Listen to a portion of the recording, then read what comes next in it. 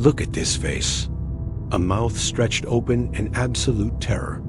Skin pulled tight over bone. A man who, for 3,000 years, has been screaming into the darkness.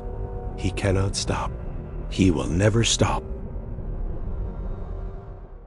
This mummy was found in 1881, buried in a secret cache deep in the cliffs of Deir el-Bahri, Egypt. He had no name tag, no golden mask, no inscription. The official records gave him a single, cold designation: Unknown Man E. But he wasn't unknown. He was one of the most dangerous men in ancient Egypt, and someone wanted to make absolutely sure that even in death, he would suffer. The way his body was treated was not an accident. It was a punishment. To understand why this young man's face is frozen in agony, you need to go back 3,000 years, to a palace full of secrets, to a royal court where loyalty meant nothing and blood meant everything. Back to one of the most ruthless conspiracies the ancient world has ever produced. This is the story of Prince Pentawer, a young man born into power, raised inside the greatest palace on earth, and destroyed by a plan his own mother set in motion.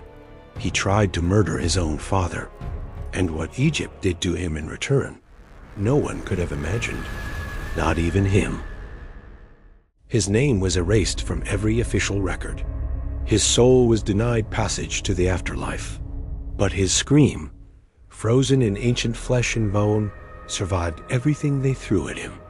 3,000 years later, he is still here, still screaming, and now, finally, someone is listening.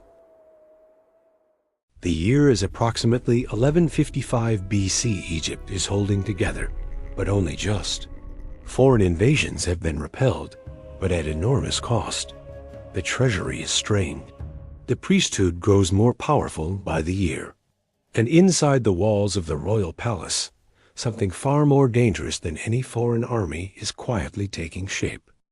At the center of it all, Pharaoh Ramesses III, the last truly great ruler of the new kingdom. A warrior who had repelled invasion, built temples, and held Egypt together by sheer force of will. But power has a cost, and Ramesses III was about to pay it with his life. The royal harem was not simply a collection of wives and concubines. It was a political machine, one of the most dangerous places in all of Egypt. Women from noble families, from foreign courts, all competing for influence, all raising sons who believed they deserved the throne. It was a world built on ambition, and ambition, left unchecked, turns deadly. Among these women was a minor queen named Tai. We know almost nothing about her personally, not what she looked like, not where she came from, but we know exactly what she wanted. She wanted her son, Prince Pentawer, on the throne of Egypt, and she was willing to do whatever it took to put him there. Pentawer was a secondary prince, invisible in the official records, overlooked by the court. Ramesses had already named a different son as his heir. To Tai, that was unacceptable.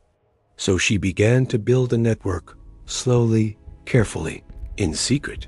Officials, military commanders, priests, women from inside the harem itself. It took months, perhaps years. More than 40 people were eventually recruited into the conspiracy. Each one sworn to secrecy, each one with something to gain. And then Tai brought in something that, to an ancient Egyptian, was just as real and just as deadly as any weapon. She brought in magic.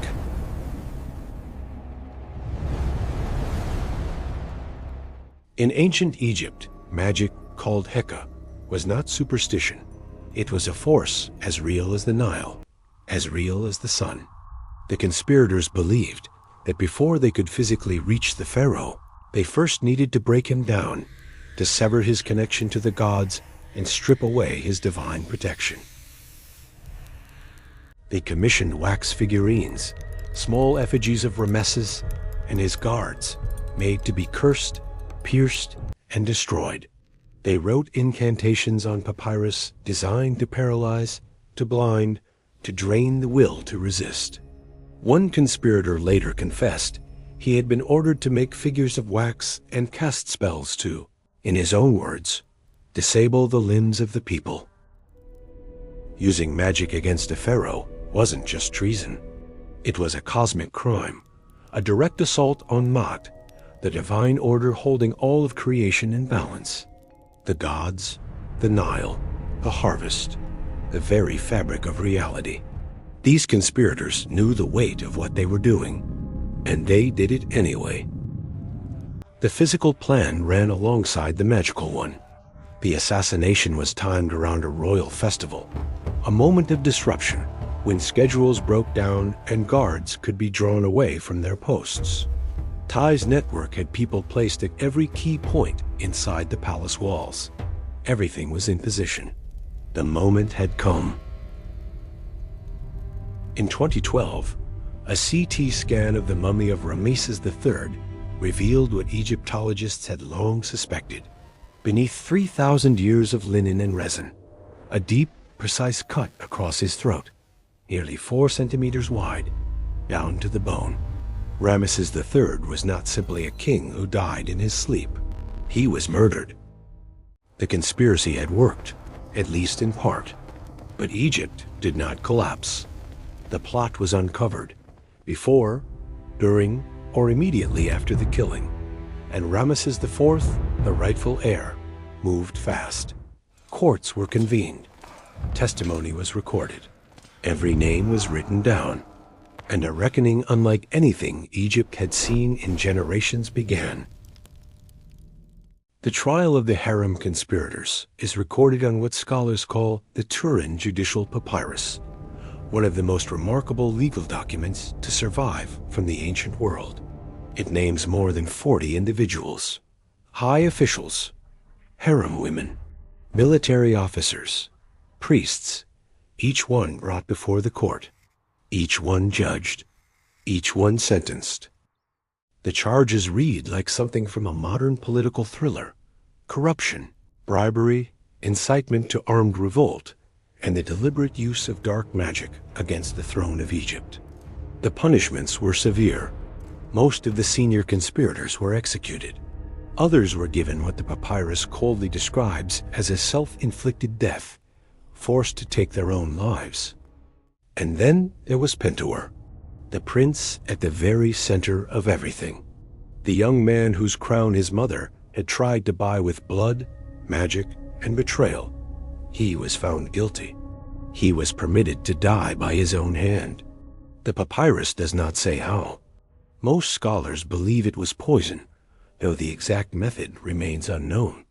He was approximately 18 to 20 years old, but death was only the beginning of his punishment. When his body was prepared, nothing was done correctly. Not a single step of the sacred ritual was followed. No brain removed, no organs extracted, no ritual oils, no canopit jars, no prayers spoken over him, nothing. Instead of fine linen, the body was wrapped in raw sheepskin, an animal considered ritually unclean in Egyptian funerary tradition. This was not neglect. This was a verdict. In Egyptian belief, without proper mummification, there was no passage to the afterlife, no field of reeds, no eternal rest. The soul was cast into the void, forever. Because the mummification was so careless, the muscles were never treated, the body locked in the position of death.